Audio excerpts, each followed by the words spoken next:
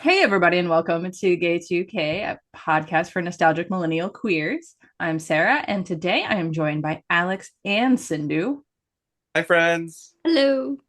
And today we're going to talk about time in 2005 when we were all freshmen at the University of Nebraska Lincoln. Um, so we're revisiting this partially because we just um, a couple of months ago revisited our depressing camp days, and we wanted to then go and talk about something a little more happy. And also, I wanted to talk about how, as I got smarter, I also got more interested in stupid things culturally. I'll just say, like, as a high school person, I was very like pseudo intellectual and listening to indie music and very much part of the scene in Omaha with, Bright Eyes and Faint and Cursive and all of those bands, and had access to them and great music. Still love their music, but pretty quickly, getting into college, I was like, yeah, Hillary Duff. Yeah. So we just wanted to explore a little bit of that as people who are, who consider ourselves intellectuals, or at least something like that. Yeah, sure. As people who consider ourselves intellectuals. So, Sindhu, Alex, whichever one of you wants to start, what kind of music did you listen to in high school, or TV did you watch, or books did you read? What culture were you into in high school? I don't think I was into anything cool.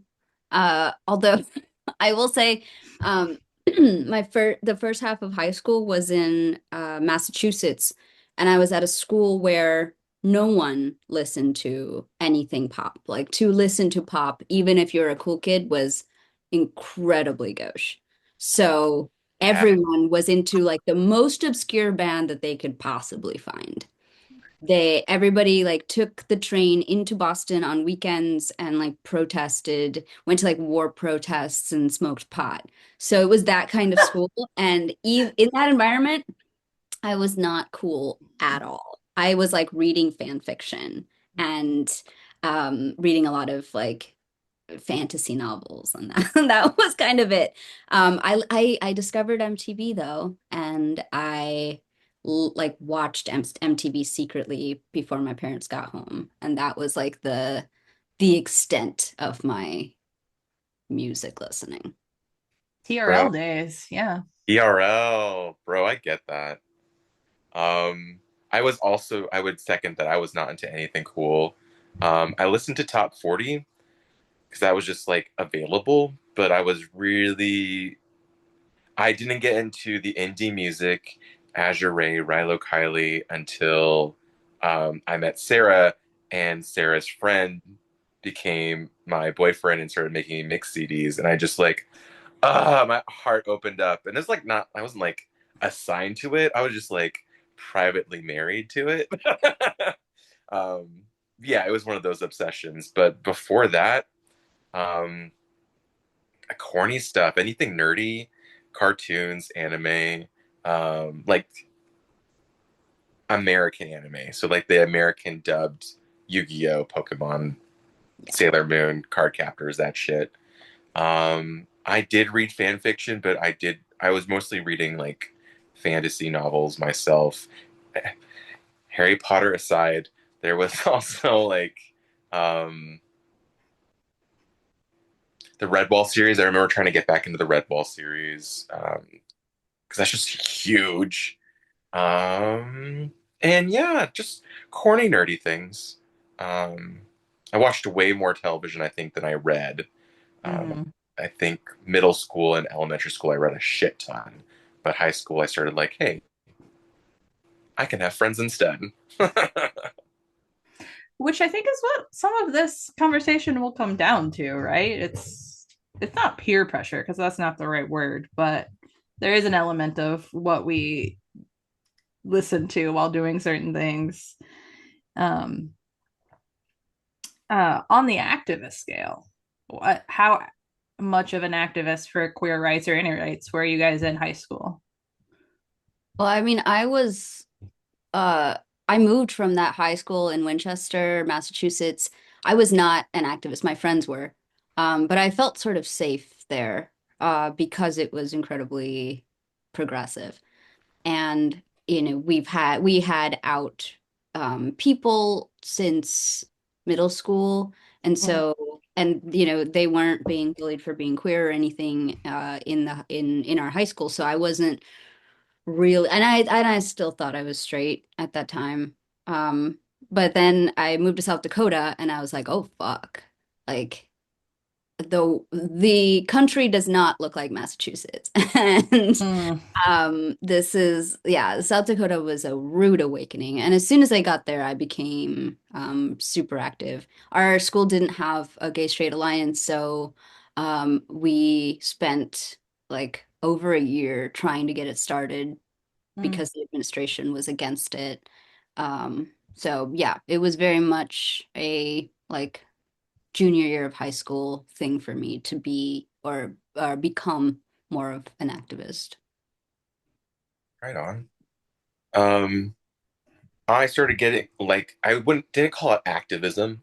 In retrospect, I would, but I was advocating for myself and putting myself in more leadership roles and just advocating for my own independence around freshman or the last year of my junior high period.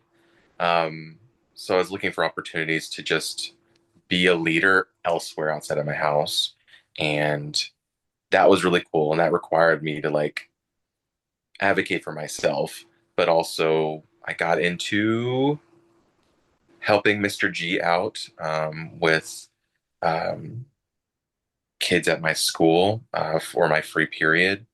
And after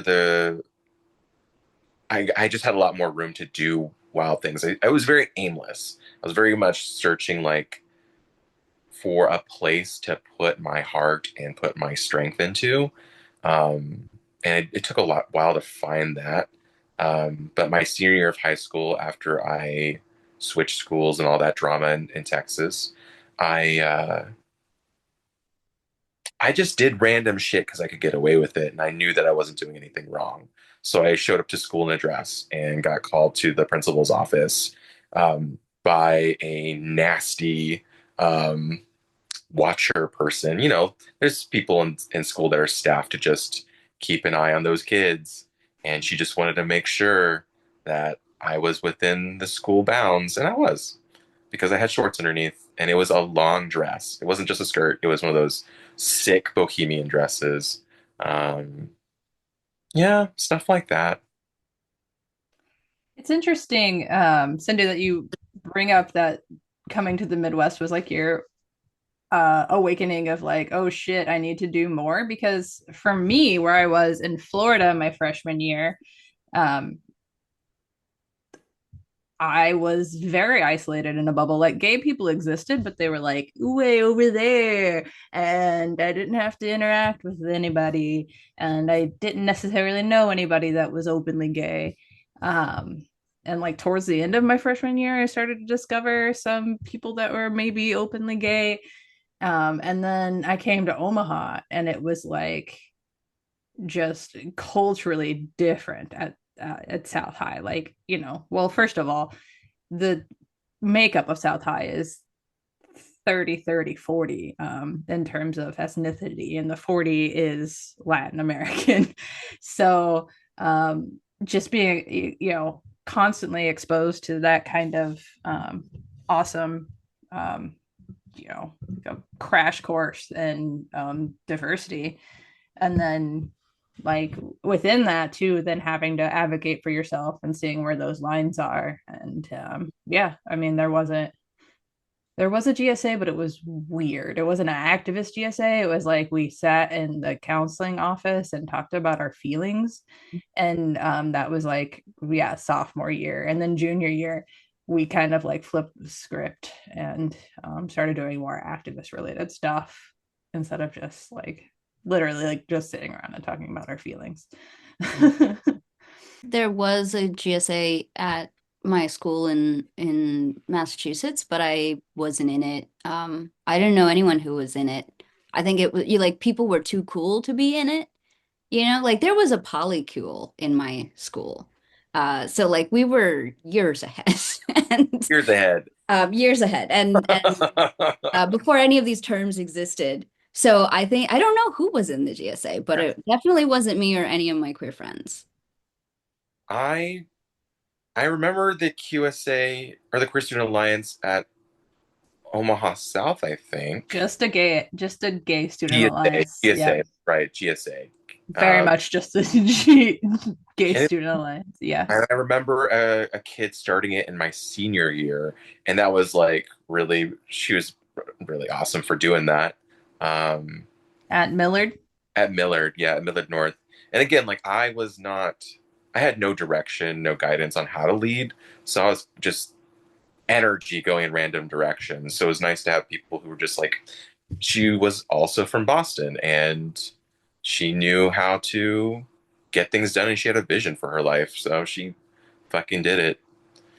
I Yeah. think it's hard to be from Boston and not have that. Like it's like in third grade, they sit you down and they're like, "So all of you are gonna go to Harvard. Let's make a What? plan."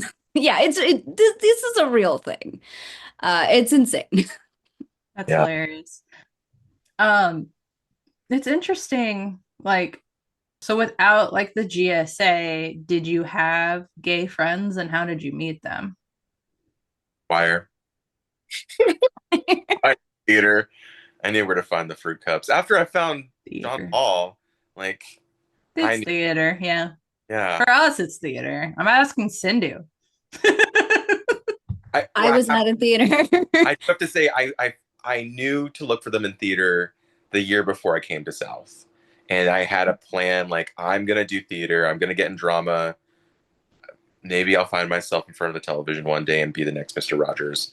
But this is an option. Well, I wanted to do radio and I wanted to do be a radio voice person Yeah. um, at a very young age. And Well, and here you are now, a they co-host of a two podcast. women.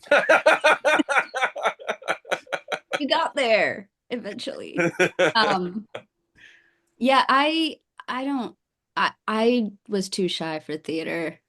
I knew it wouldn't work. I knew the queers were there. I just didn't like I wouldn't touch it at all. I wouldn't go near it. But I went to it turns out though that most of my friends from growing up at every place that I lived, most of them are queer now. So somehow Yeah, I found them anyway, even though none of us were queer or identified as queer at the time. But in South Dakota, when I needed to find the queers, I went to Anime Club. fair. Uh, Anime Club and Sci-Fi Club, which was really just code for D&D. So we just played D&D. Like Love none of us that. read sci-fi. I don't even know why it was called that. We just went and played D&D. Did either of you did either of you drink in high school or do drugs? No. Oh, okay. Zero. I knew my friends were drinking, they were smoking pot, but I guess the space makes people not want to offer me cocaine. What? that the space. The The cocaine space. specifically? Well, I found out very recently that like half the parties I was at, there was cocaine somewhere. No one offered any to me ever. Not that I would have done it, but I want to be asked. Yeah. Is it sizest thing? But is it because you're Yeah. the shortest person there You go to and like a no one Yeah, wants to I give look cocaine to a baby? small. I look small and innocent like a baby. you look like a baby. It's and you've matured since then. But like I could see that being like, oh no, I know I shouldn't be doing cocaine, but I'm a badass. Ooh, there's Sindu though. I definitely can't cross that line. I'll do a line, but I won't cross that. I won't corrupt. Uh, were you all drinking in high school? Fuck no, not me. I mean, I had okay. Alex, do you want to tell? I can go or you could go. You go. I can go after. Yeah. So yeah, I didn't have well, one story I like to tell to my teenagers who we've adopted is I was at a graduation party for somebody who was in a class older than me, and they started smoking pot. And my friend, who, yeah, anyways, that friend who we've already talked about in this podcast, asked if we could call my mom to come get us. And I was like, yeah, we can. That's fine. Yeah, we were those kids. I didn't smoke until much later. And in terms of drinking, like champagne here and there, but I never drank until college. I was curious about drinking, but just because I probably because I wanted to ruffle some feathers, and that's like teenage child stuff. Like, oh, it's New Year's, can I have a drink? And just being pestery. Mm. I didn't actually drink until the year between junior year, the summer between junior year and senior year. Like fifths, like just chugging straight booze, and with family supervision. Like it was just like a hey, you're an adult now. Tell me your secrets. I really don't know what the what the mission was there, but it was dark. Yeah, it was not great. And it was with like cousins, and after like isolated periods of like, I don't know what's gonna happen to me. I guess I gotta pretend to be straight and probably learn Spanish and just live in Texas for the rest of my life. Like that was literally going through my head. It was not Mm. happy drinking times. Um, yeah, not for fun, I will say. I think I have spoken on the pod about, no, maybe I haven't. I did buy pot on the last day of senior year, and I knew who looked like they had weed. I pestered them for it.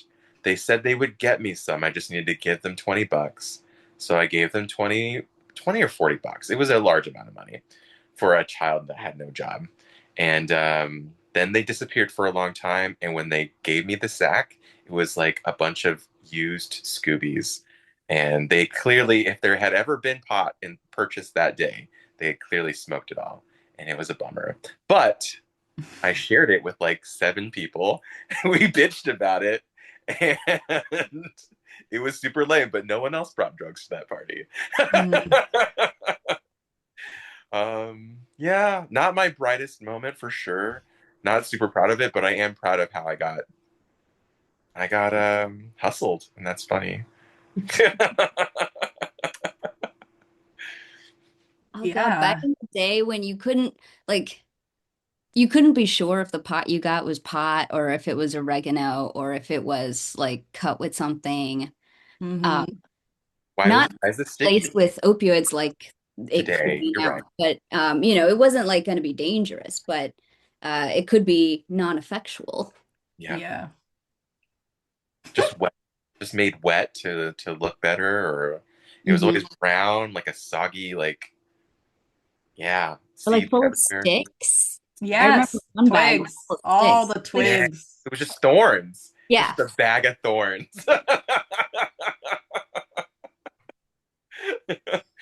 Desperate times. Ugh. I mean, how often? I never saw ditchweed, but like that's a college thing, like where I learned all these terms and stuff. But Hmm. yeah,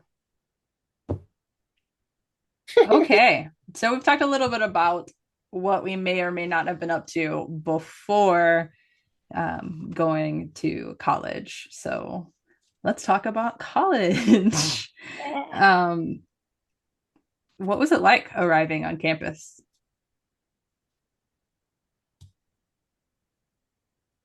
I thought I was going to be homesick. I even like because like I had in high school I'd gone to engineering camp and Hmm. I was away from home for the first time and I was staying in a dorm and I got super homesick. Mm-mm. And so that's all I was thinking about. I thought I would be homesick, but I wasn't. I was like totally fine. I got to college and I was like, yeah.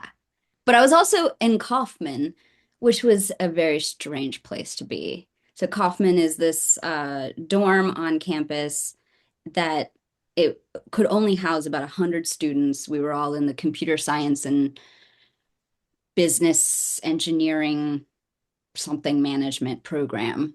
It was an extension of the honor school, and it was all nerds. There were 75 men and 25 women in that dorm. And it was a strange environment. It was co-ed. We all had private rooms, and we had private bathrooms in each of the dorms that got cleaned every week So with crazy. cleaners. It was so strange. It was not a typical That dorm. is, I forgot about the cleaners. Yeah. Oh my gosh. Even like the other honors dorm didn't have anything like that. Like Nyhart is like the other honors program dorm, and it's just like smart kids. And the bonus is that they have their own like sinks in their rooms, whereas our dorms didn't have those. But like other than that, Yeah, we had full-on bathrooms with like showers and everything. It was it's very cool. The vision was to foster the next Bill Gates, like Yes. 80 of them. Yes, that was absolutely the vision. So they put us all together. Our lounges were amazing. We had like LAN parties in the Yeah. lounges. We had a private tunnel to the yeah. to the cafeteria. It was wild. So you wouldn't have to like dirty your poor little skins and toes in the winter or the sun. You could just go Yeah, get food. we Stay can be indoors. gremlins. Yeah, we're But just like like, little Hoffman gremlins. were there any? There weren't classes taught in that building, were there? Yeah, the There first were. floor was classroom, so unless we took an elective, we didn't have to leave the building. And the first floor had a little pool hall, um, a hall where we could like screen movies, and Yeah. then Mhm. there was a wing that was a tiny hotel for our parents when they came to stay. Oh, I forgot about that. Wow. Yeah. Yeah, it was wild. Yeah. And they had a whole wing of like advisors and counselors. Like you didn't have to pick up a phone. You could just walk down there and talk to someone if you were like, I can't I can't stress enough or I can't sleep enough or yada yada yada. Yeah, and when if you needed help in your classes, they would hire private tutors for you. It was a weird program. Well, you fucked that up, Sindu. I know. After a year, I was like, you know what? This is too good. I'm gonna leave and be a writer. Sindu doesn't do easy. She doesn't take the easy route. No. She's not into that. Um, so contrast that with our lovely residence hall of our freshman year, Abel. Standing. God bless. Um, it was co-ed floors, like split halfway down the middle, girls on one side, boys on the other, with corresponding bathrooms. Um, And I corresponding resident hall leaders or whatever. yeah, RA. RAs, resident assistants. What is that called? Yep, you're Yeah. right. Okay. In our Um, college, it was resident assistant. Yeah. and yeah, just a complete free for all. Lots of students. I don't even know. Probably, I mean, what?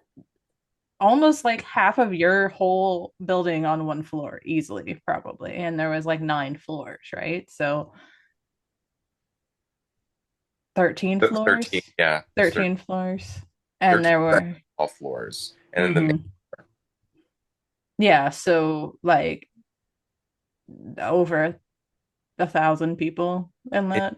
and even those floors were organized by um college or like groups and stuff like that. Like I was on a floor with a bunch of the other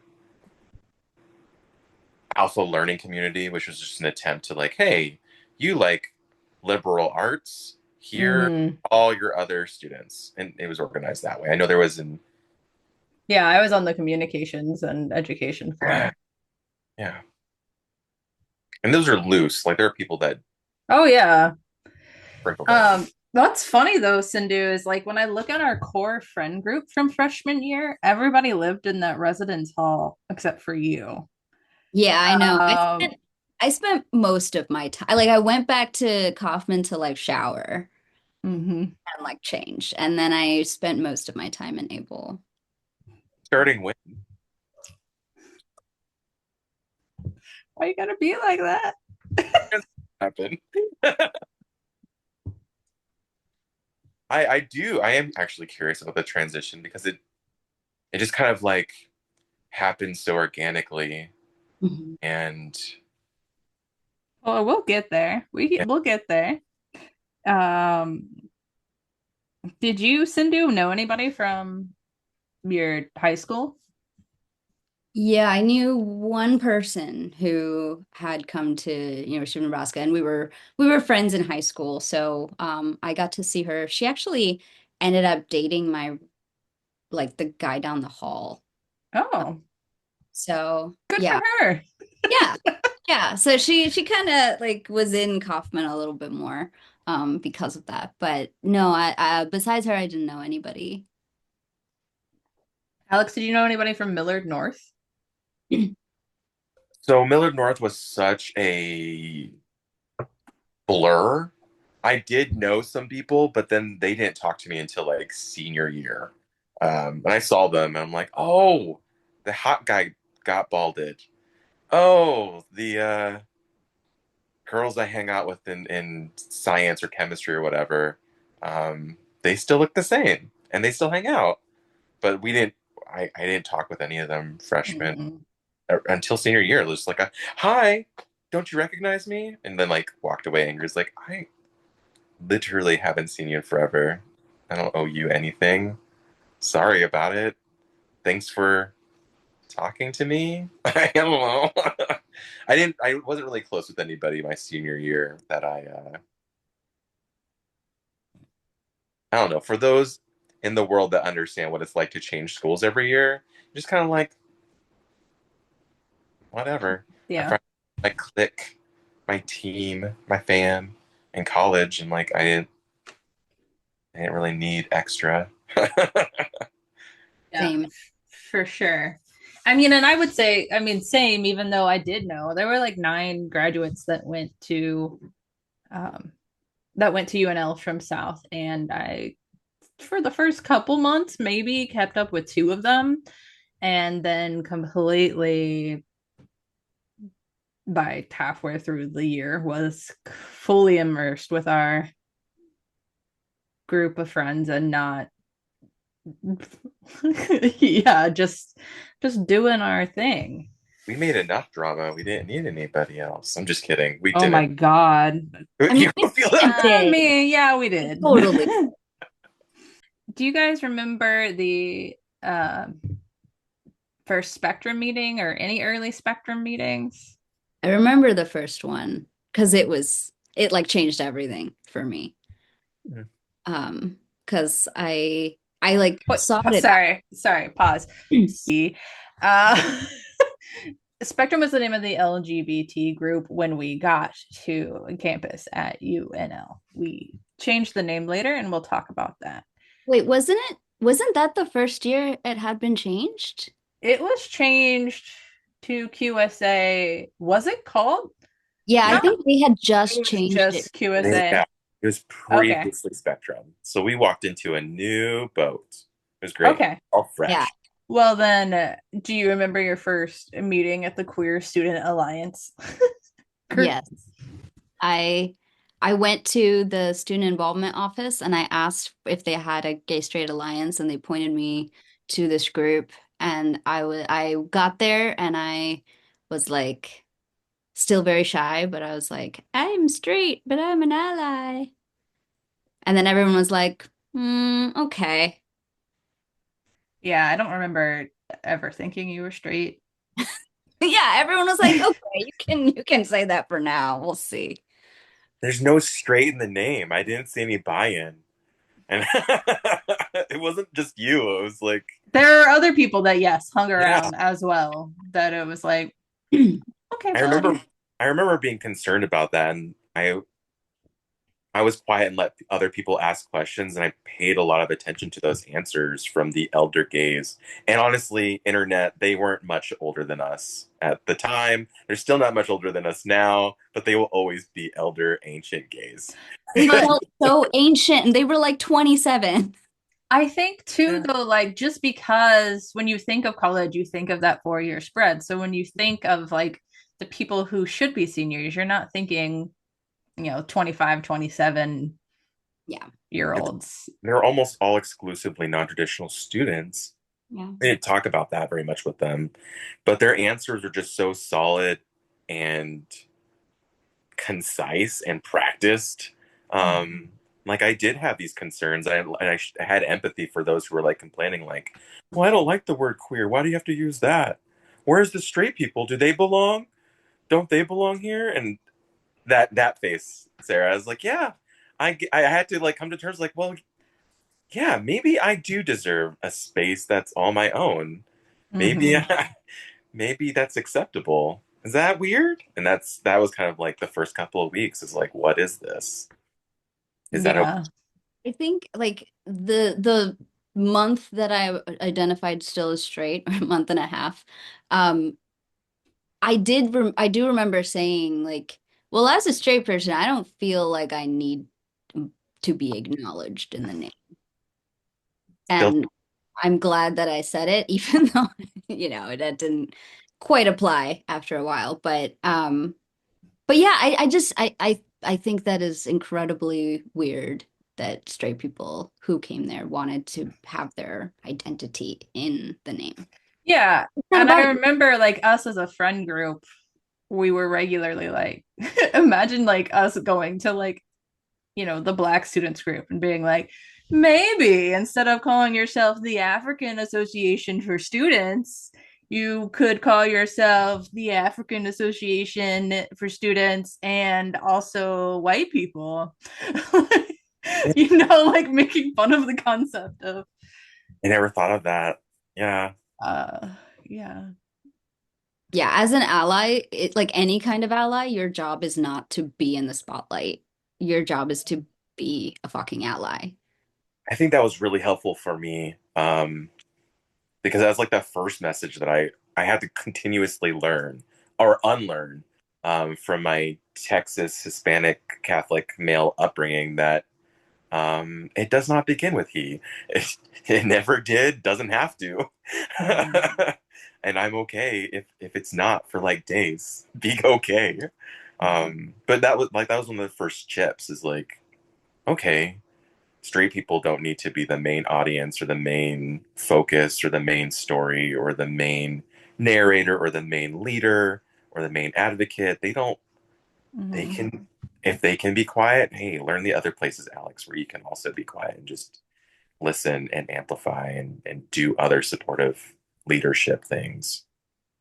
My favorite talking point is actually, isn't being a straight ally pretty queer when you think about it?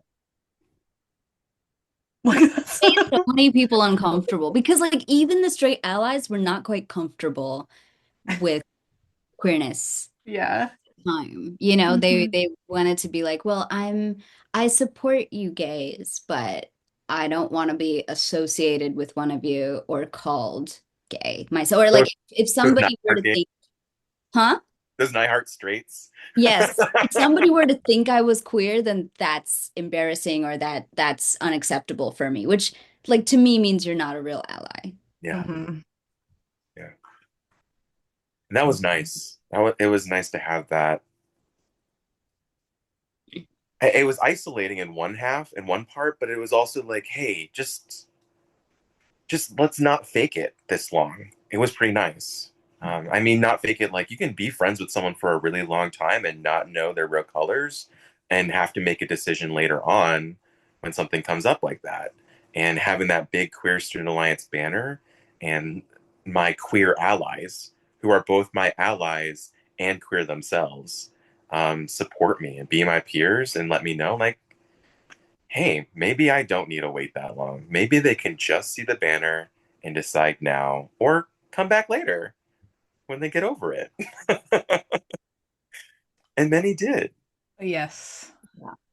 Um, we do have to talk about because Lincoln was a college town. Lincoln, you could go to bars if you were over the age of 19 or if they weren't paying attention to your ID. Um, and in this queer community, there was also a bar named the Q.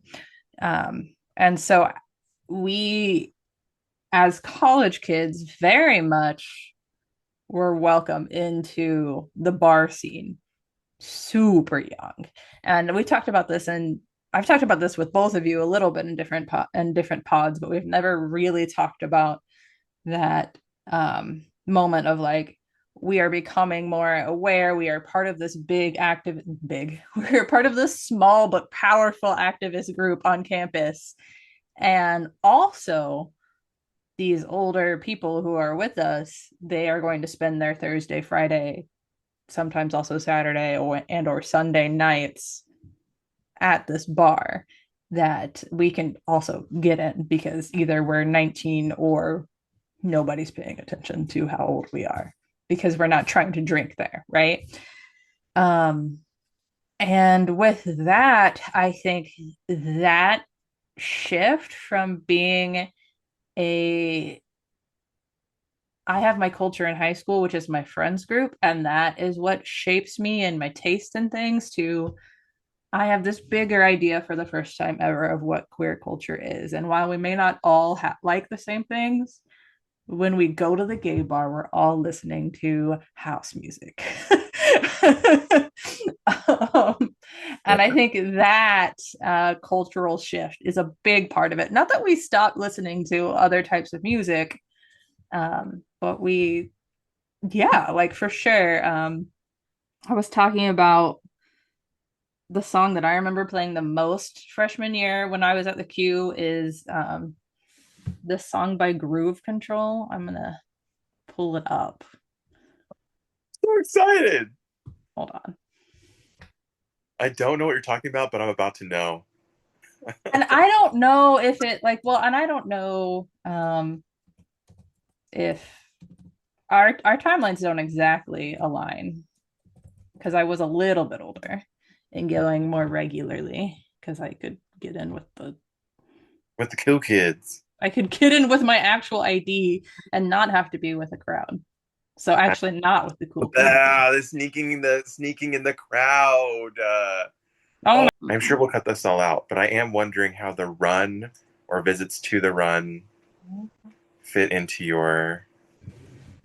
so no, we can talk about that now. Yeah. Well, I had gone to the run, I'd been at the run, but it wasn't like a thing for like maybe two or three times I had gone, and I never drank. I never. the lesbian dance lines, though. The protecting my friends from the straight people, and then realizing that lesbians could That also. happened in college, though. Yeah. That was college. Yeah. Yes, for sure. We went to the run more in college than we did in We Oh, went a lot in college. yeah. three or four times at least. Yeah. I don't remember going to the queue except in college. I'm kind of confused about the timeline now. No, but I think the Q and College Town are connected. Mhm. And then I think to me, the run comes in after the Q. Okay. Yeah. Okay, so this is the song that I'm about to play is the first like what the hell is gay culture moment for me because it is a remix of Alex Cooper's Poison, which I had heard growing up as a dance song. Okay. Can you guys hear it?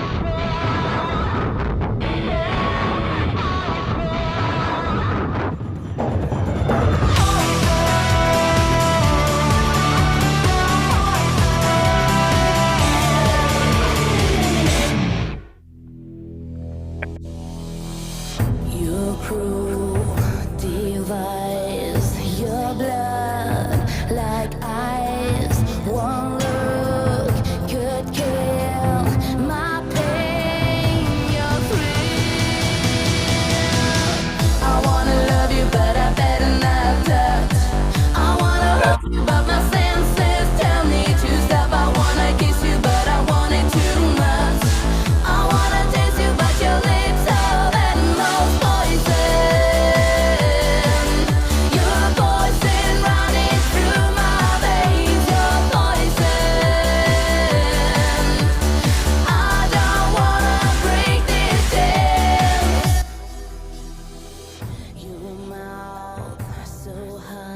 Wow. What is this video? I don't think I've ever seen the video.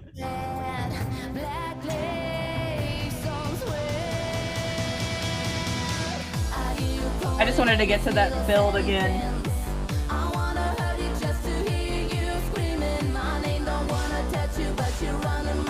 Okay, I'm gonna pause it. The audience gets it. Yeah, so that to me was like I remember being at this gay bar and like people were dancing and people were drinking and I was like, wait a minute. This is Alice Cooper. And that's just like such a moment for me of like it's a shift. It's like oh okay, no, this is what it's gonna be now. Like straight music was one thing, gay music is another.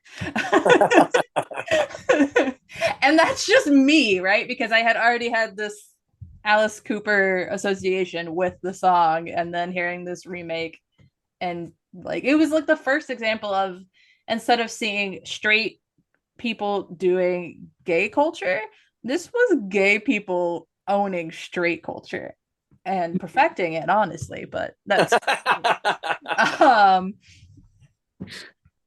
so that song was yeah, kind of like a big shift in terms of all of that kind of what are your guys's club jams? What are some songs that you remember dancing to? I still know all of the words to My Humps. Yeah. Still, when it comes on, I know every single word, even the rap part, and I feel like that's like one of my karaoke songs if I'm forced to sing, just because I like don't Please. need to listen to it beforehand. We listened to it so many times, Thanks, Derek. even though we didn't, yeah, even though we didn't need to. Like it wasn't like it was played at the queue all the time, which it wasn't. We just like Oh, whenever we needed dance music, that's what people put on.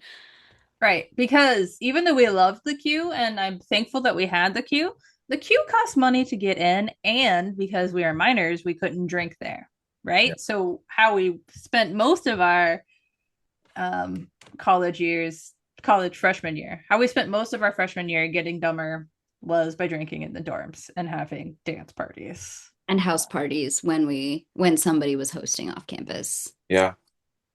Yeah. Yeah. And My Humps is a big part of that. Do we That's even need awesome. to? Let's watch it. Let's watch the video. Over the shoulder. So you're like, are you guys seeing me in the corner of the Yeah, screen? That's hilarious. that's amazing. Oh, I can switch over. I see it now.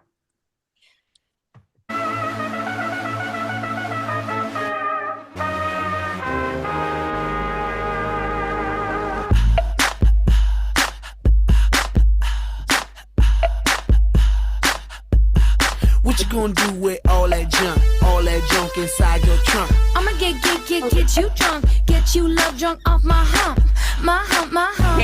Can't not. My hump, my You have hump, to. my hump, my hump, my hump, my lovely little lumps. Check it out. I drive these brothers crazy. I do it on the day. Oh, they man. treat me really nicely. Fergie They buy me Ferg. all these ices, Dolce and Gabbana, Fendi and Adana. Karen, they be sharing all their money. Got me wearing fly. Girl, I ain't asking. They say they love my ass and 7 jeans, true religion. I say no, but they keep giving, so I keep on taking. And no, I ain't taking. We can keep on dating. I keep on demonstrating my love, my love, my love, my love. You love my lady lumps, my hump, my hump, my hump, my humps. They got you. She's got me spending. Oh, spending all your money on me and spending time on me. She's got me spending. Oh, spending all your money on me, on me. What you on gonna me. do with all that junk inside that trunk? I'ma get you drunk, get you love drunk off my hump. What you gonna do with all that ass inside them jeans? I'ma make you scream, make you scream, make you scream.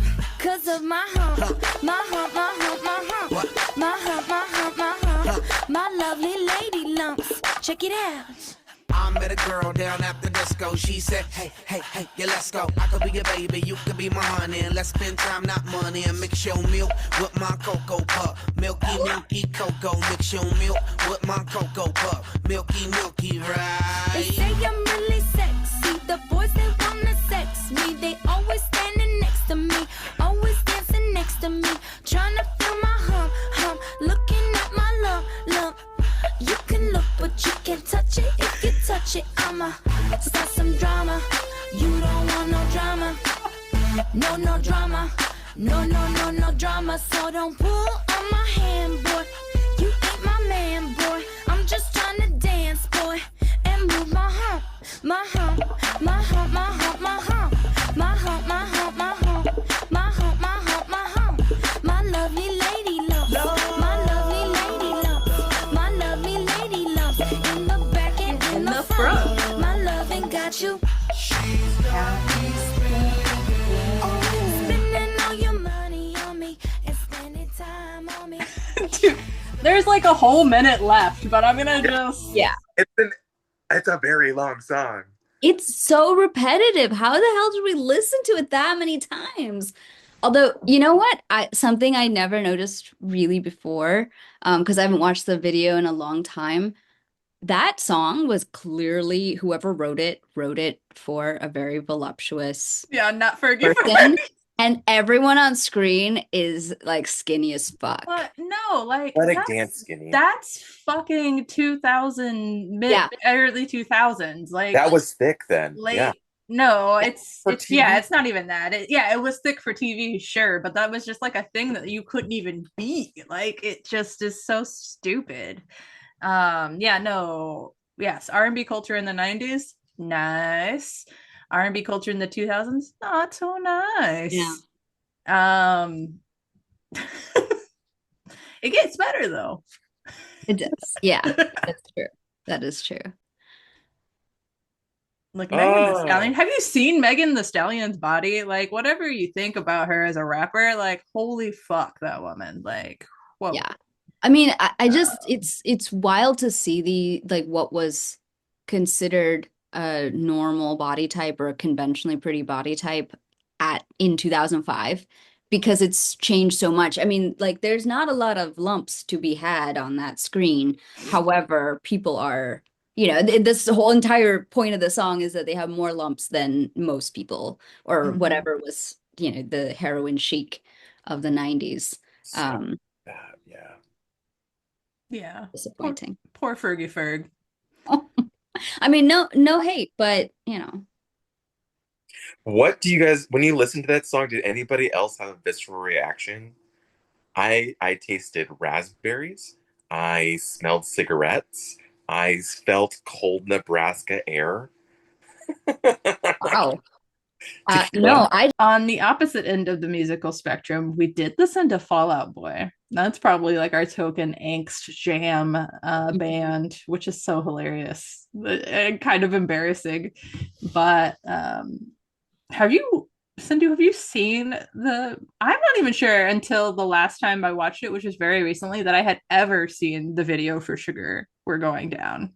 don't think I've ever seen most of the punk videos. It Yeah. just wasn't a thing that we like. It wasn't like you would pull it up on YouTube and play it if people wanted to play it. It was all Because it was more nasty. like our driving music too. Yeah. Like Yeah.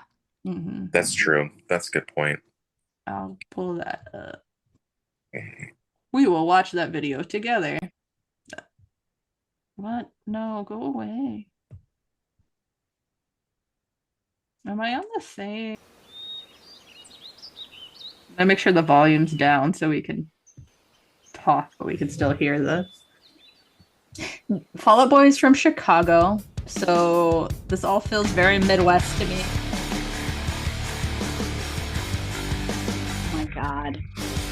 Yeah, man, he's such an outsider. I forgot. Sorry. It stops playing when I speak. Like you can't hear it when you speak. We can still hear it. Oh, you So- can. Okay. I forgot that they didn't have high production value at this time. They Oh, weren't a rich band. no. Cause that's just who I am this week. Lie in the grass next to the mausoleum. I'm just a notch in your bedpost, but you're just a lot in a song. Drop a heart and break a name. We're always saving and saving for the road team. We're going down, down, around, and sugar will going down swinging. I'll be your number one with a bullet. A loaded gun complex, target and bullet. We're going down, down, What does the song mean? Nothing. down swinging. I'll be your number one with a bullet. A loaded gun complex, It means they're going down, down in an earlier Oh my round. God, it makes no sense, but it like the melody like does That's a something good to melody. my heart. And a It's like, beautiful rhyme. yeah, there's a poetry to it. It's nonsense. you bargained for yet. Oh, don't mind me, I'm watching YouTube from the closet. Wishing to be the freak shit in your jeans. Isn't it messed up how I'm just dying to be here? Oh, it is messed up. It is messed up. You're just a line in a song. Love it. Fuck you.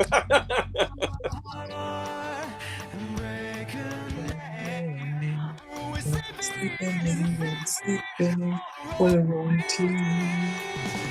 Going down, down, around. And sugar will going down swinging.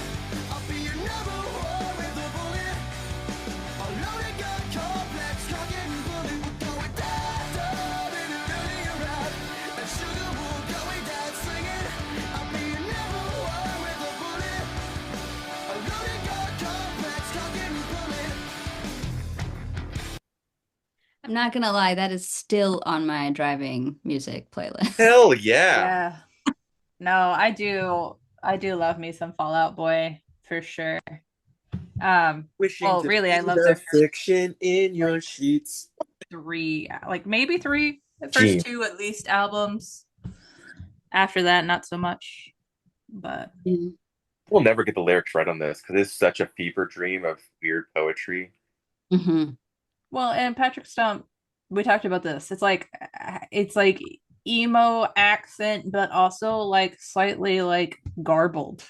A mouthful of marbles is what you texted me. I love that.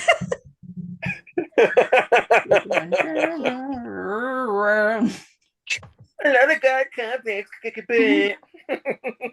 I think it's supposed to be like my only theory that I give them is that I think it's supposed to be kind of sung weird so that you can hear the lyrics, especially even more in their like later stuff where it's like, what? Yeah, there's not a lot of like Fall Out Boy songs where the lyrics aren't full, like are actually enunciated.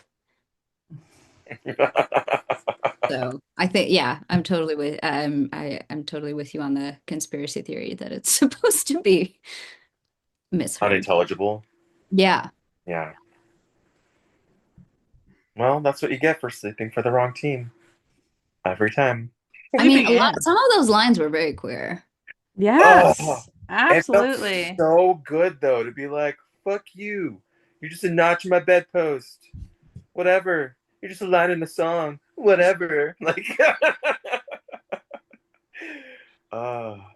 this is also a song where the visceral reaction is a lot of cold air and being in the back seat or passenger seat of someone else's car while we listen to the radio jams. Mm-hmm.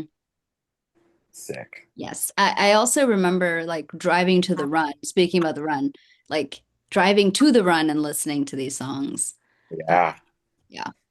So the Run isn't actually the name of the bar. The Run is just an event that happened at an Omaha bar there. They I didn't know that. was a free for all basically, and they let whomever in. It was just called the Run. It wasn't. Yeah, that's Yeah, it's like the Run. bar closed at like 12 and the then regular bar closed at like 1 because actually at that time all Nebraska bars closed at 1, and they opened back up at Yeah. 1:30 to 4, and And we you could get in. danced from 1:30 to 4 and then Yeah. drove back to Lincoln Mhm. Our bodies were And stellar. I So can't. young. Yes. I can't believe we did that. But yeah, the it was like 18 plus and there was no alcohol served after one. So yeah. God, that was I and we would run into so many people from Lincoln. Hmm. From everywhere. Yeah. Yes. First part of the run was, I don't know if it happened to women, but it was weird. It was a weird my body situation. And I thought it was just, it was misplaced understanding of what is okay and not okay. But I had like my nipples pinched and like my body groped to get into that. And I know that's what women go through, but like it was definitely like a, well, no one's talking about it happening. So it must be okay sort of circumstance to get into the club, to Oh, be to get in. I to was get, gonna say it like that happened to me inside the club where like whatever I wanted didn't matter. Not like Mhm. groped, but like, giant lesbians would pick me up and put me on their shoulders. I never saw you on someone's shoulders. Yeah, I was like, okay, now I'm here. Um, I guess I'm dancing here now. Dang, I mean, that's one way to get picked up at a bar. Yeah, like literally. Was your, That's crazy. were you at least on the back of the neck? No, I was on the front of the neck. Yeah.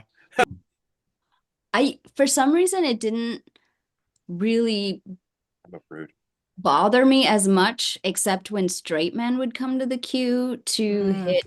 Like, I remember one instance where Sarah, you and I were together and we were dancing, and these two straight men tried to like, I don't know, dance with us, but in a really like, inappropriate way. And I was like, can't like, why would you come to the gay club to pick up women?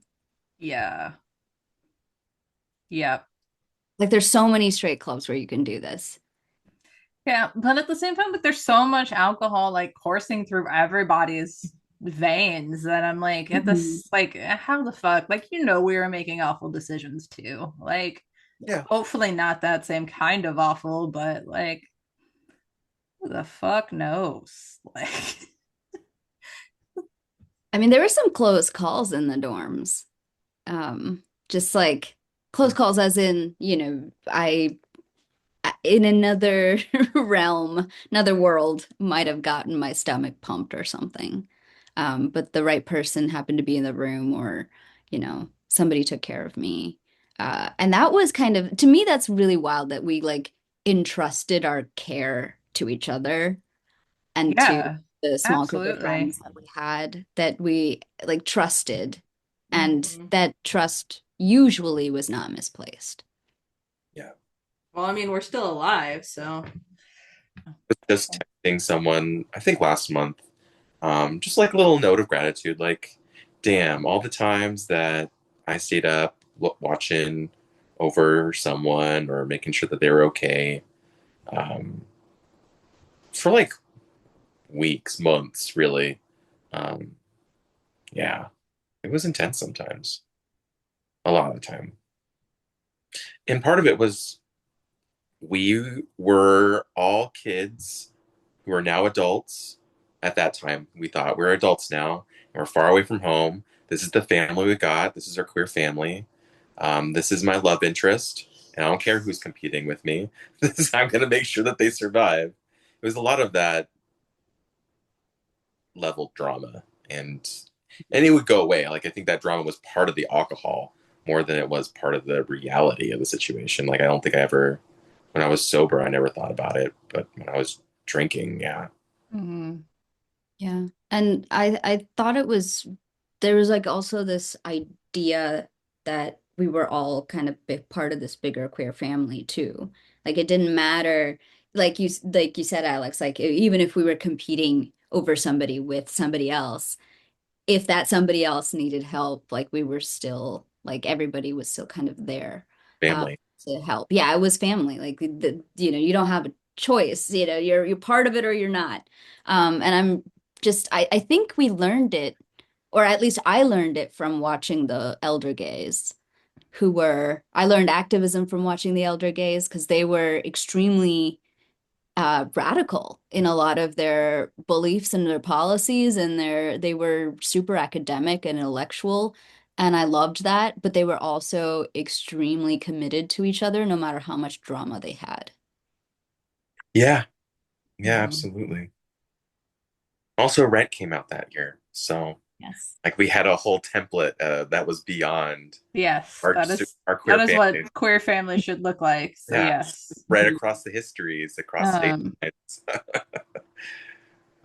and I think too, like, I mean, you have to allow for the acknowledgement of proximities, work and all of this, because Yes. the people who we were closest to our freshman year, then we moved in together off campus, except for Alex. Alex stayed on campus, but then there were like two houses of those groups of people that moved off campus, and one of them we were in with other people who lived in Able, and like Sindu and I were in with and then the other house had both of your significant others. So we That was White had Street, and yours was Dudley, right? Or did I get that backwards? Ours you is were West on Street. ours was on Y Street. Yours was on White Street, and Dudley was the house that we stayed at every night and Yeah. didn't pay rent. And they would argue back and forth that your partner should pay rent. Yeah. I remember being like super pissed one week because, and like looking back on it now, I'm like, no, man, he was like really sick. I didn't need to be a dick to him. But like Cameron, you weren't even home, and Cameron was like sprawled out on the futon, dying upstairs. And like there was like snot rags everywhere, and he was monopolizing the TV. And I was like, shit, man, like I just got off my classes. Like I just want to be able to watch something that I want to watch. And I was like, I'm turning this. And he was like, what? Like, not even like barely acknowledging my presence. And I was like, I'm turning this. I'm watching what I want. And like, like that's like one of those memories. Like, I'm like, damn, I was a bitch for no reason right then. Like, damn. Well, yeah, but also he had a house and a room. Right. Yeah. Why aren't Where you was at your I? house? Yeah, Yeah. that's wow, that's funny. It's one of those things that I'm like, that's so like, and in that moment it felt so intense. And then you like look back on it and you're like, what the fuck? Like, It's one of those moments where I'm like, in the moment then, I was so happy and proud. Like my life is finally like MTV. This is the real world. This is the drama, and I'm okay with it. And we're still friends at the end of the day. So sick. Such a limited mindset, but there were crazy parties at both of those houses that got weirdly sexual for everybody. I mean, talking about like learning from the elder gays, we like went to those parties at their houses in our freshman year and then like tried to recreate that for years afterwards.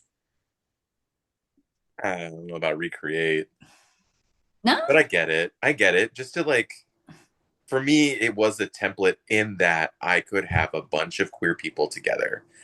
But I had already wanted that in high school, like imagining, I still Mhm. want it today, like a whole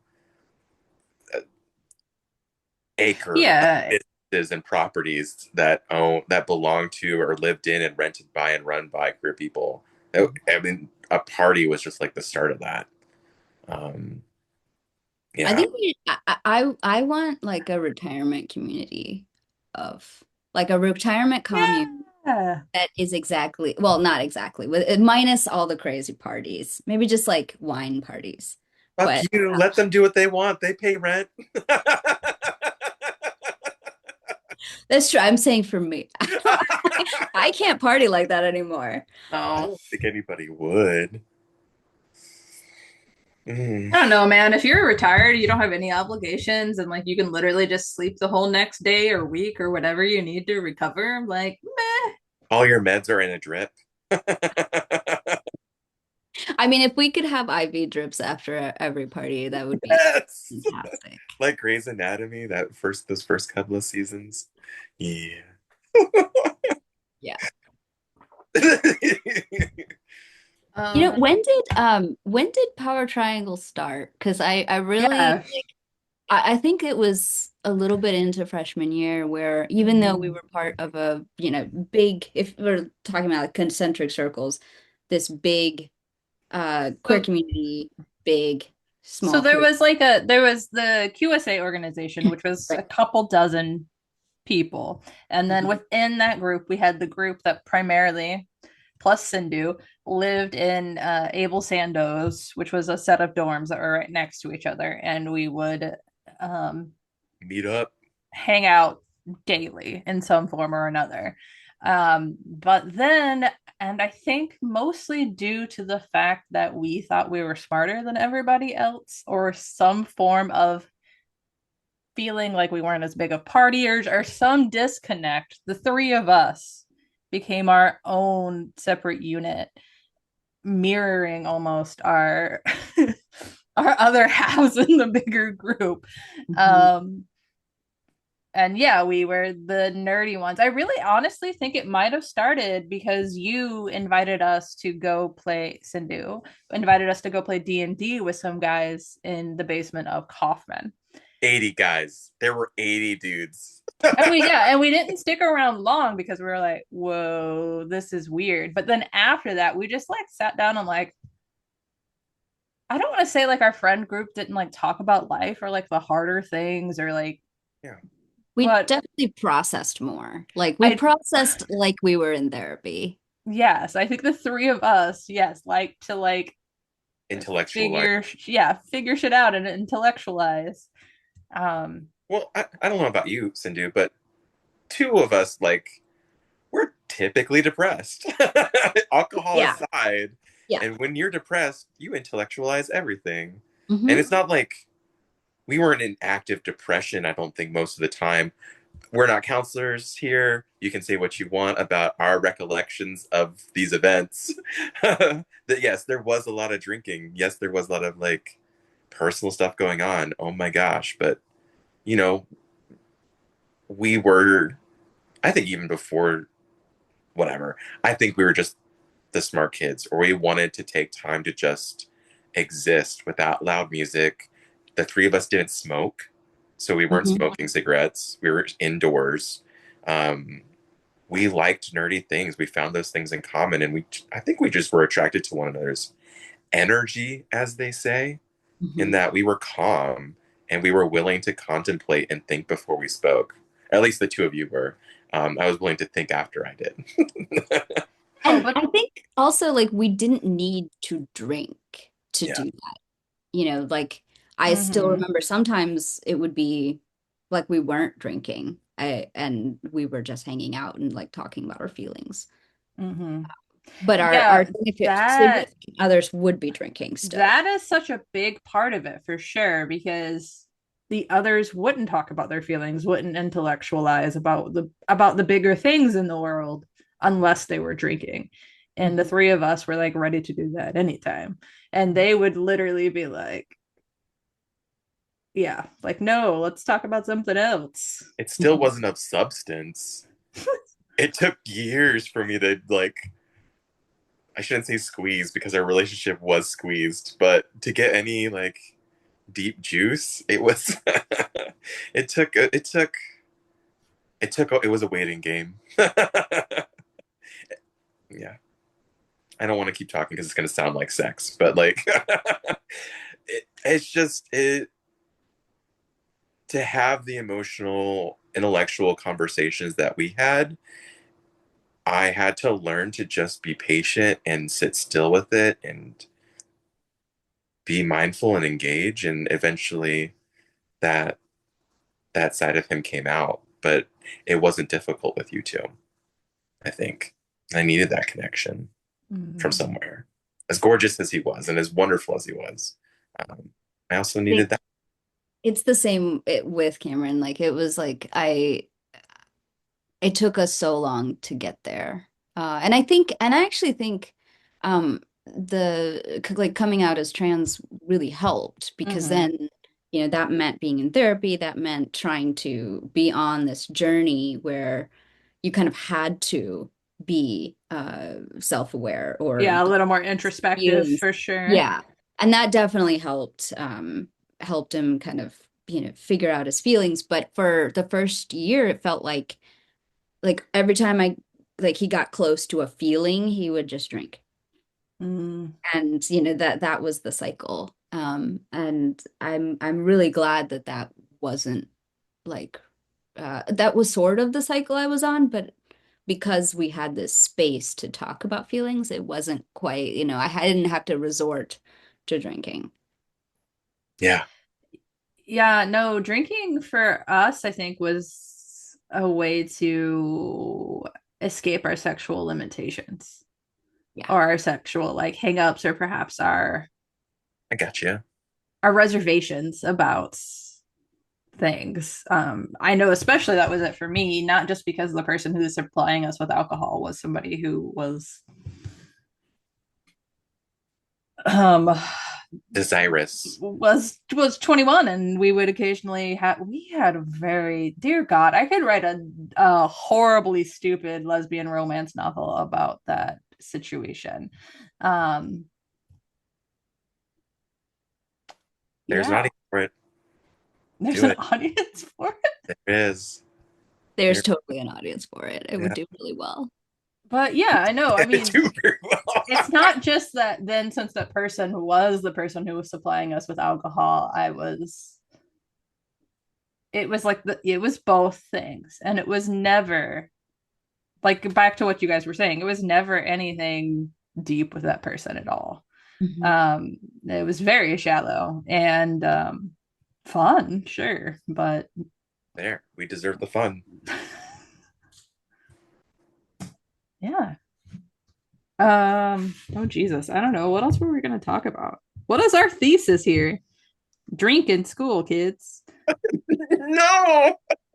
Oh, yeah, we were gonna talk about like the connections between the you know, the activism and the drinking and how they kind of fueled and the partying and also Right, the yeah, I don't think we creation like, of community. right, I think we've hit on those things, but not in a way that like we have made any. To hear how we are activists today and how the things that happened in our college life, our outlooks on the future, please tune in to the part please tune in for part 2 of this episode, where we sit down and talk about alcohol and activism and partying and politics. I thank you for listening as always, and feel free to hit us up on our socials. We're on TikTok as well as Instagram. And tune in for the conclusion next week. Thank you.